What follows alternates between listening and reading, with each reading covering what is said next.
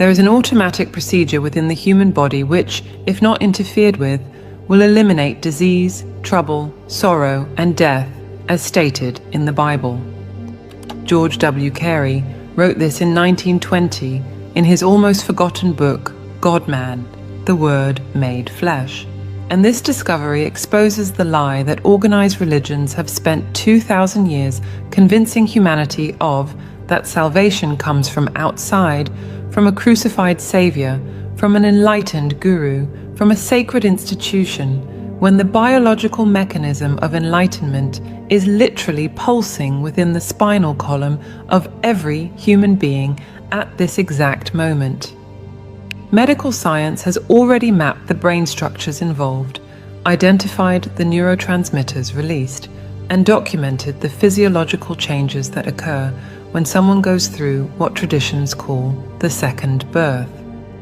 What George Carey, physician and researcher, discovered at the beginning of the 20th century by decoding biblical allegories should have revolutionized both religion and neuroscience, but it was systematically ignored because it threatened the spiritual monopoly of institutions.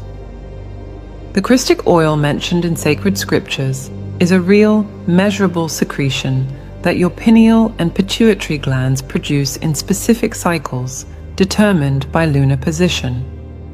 When the moon transits through a person's birth zodiac sign, information that any astrological calendar provides with mathematical precision, these glands enter a state of hyperproduction that ancient initiates knew and consciously explored. This fluid, enriched with specific neurochemical compounds, naturally descends through the spine via the central channel, dissipating in the ordinary activities of life. Every burst of anger, every wasted orgasm, every alcoholic intoxication literally burns this precious substance, keeping the individual in a state of ordinary consciousness, like a computer perpetually running in safe mode. What makes this revelation particularly disturbing is its universality across cultures. The Egyptians codified the process in the 33 degrees of Osiris's initiation, not coincidentally, the same number of vertebrae in the human spine.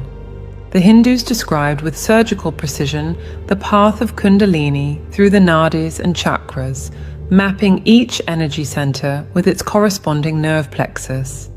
The Gnostic Christians, before being systematically eliminated by the Church of Rome, openly taught that Christ lived 33 years to symbolize the complete journey through each vertebral segment until the resurrection at Golgotha, which means place of the skull in Aramaic, a direct reference to the process that occurs inside the cranial cavity. Samael Aun Weor, considered the reformer of modern Gnosticism, synthesized these fragmented pieces of knowledge into a practical system in the 20th century.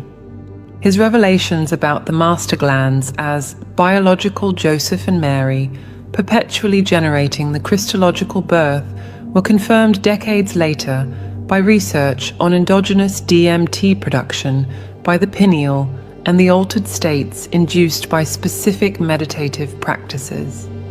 Modern neuroscience, without realizing it, has partially validated what mystics have always known, that the human brain is a complete pharmacy capable of producing natural psychoactive compounds under specific conditions.